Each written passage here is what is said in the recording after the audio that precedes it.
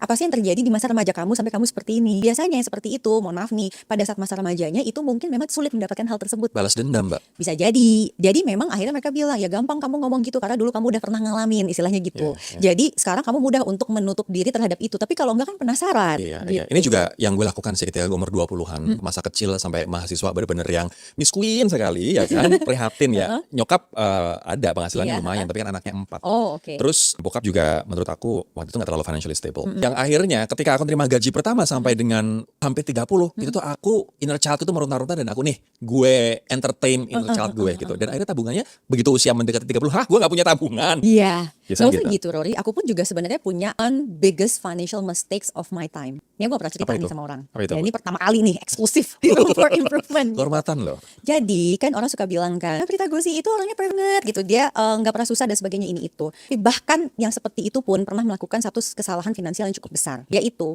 aku tuh inget banget saat dulu aku baru mulai menikah, mau menikah. Terus ibu mertua aku yang sangat jago saving itu udah bilang, kamu mau tetap bikin resepsi pernikahan? Ditanya gitu kan. Iya dong, ya iya dong. Semua orang kan zaman itu kan Pengen, bikin iya. resepsi semua. Ya ini uangnya, dia bilang sebenarnya kalau menurut mama sih bagusnya buat DP rumah. Tapi kalau kamu emang perlu banget bikin resepsi, ya terserah kamu, oke? Jadi saat itu aku dikasih uang, ada nominalnya 3 digit lah gitu, yang aku pakai semuanya untuk pesta resepsi. Looking back, dengan aku sekarang ngelihat, oh my god, kalau dulu aku cuma beli emas aja, misal logam mulia aja, wow, udah pasti ya, satu, aku nggak perlu nyicil rumah, aku udah pasti kaya banget gitu kan. Terus aku kayaknya nih dapat si angka financial independence aku yang aku baru dapat di umur 40-an itu kayaknya sih 3 bulan aku udah dapat gitu loh. Kalau dulu aku nurut sama ibu mertua aku tidak bikin pesta resepsi.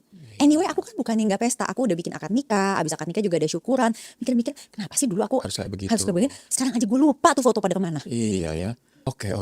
Benar juga sih, Mbak. Orang kadang-kadang mikirin gengsinya. Orang kadang-kadang justru yang menikah kita, tapi fokus dari kita dan keluarga kita adalah gimana cara menyenangkan tamu-tamu undangan banyak orang. Padahal dulu juga sebenarnya yang milih baju juga aku, ini juga aku segala macam. Emang dasar akunya aja dulu FOMO gitu kan. Jadi fear of missing out tuh juga pernah kena diri aku. Hanya karena I learn a lot from that mistake. Itu kenapa akhirnya aku bener-bener pas bisa tuh ya 50% of my income tuh di-invest, di-save. Karena aku bener-bener kayak wah nih kalau dulu aku gak melakukan kesalahan itu sebenarnya aku bisa begini. Jadi bukan berarti kita bilang bahwa orang privilege itu semuanya udah pasti masalah hidupnya kelar. Kan kemarin juga ada tuh kan tulisannya katanya kalau orang tua bisa ngasih rumah dan bisa ngasih mobil katanya 50% masalah hidup dia tuh bakal kelar gitu. Sebenarnya nggak juga, memang harus diikuti dengan literasi finansial dari orang tersebut. Banyak orang tuanya yang kaya diwariskan ke anak tapi anak nggak bisa mengolahnya atau justru malah mengabuse dan akhirnya si anak jatuh miskin ketika orang tuanya meninggal.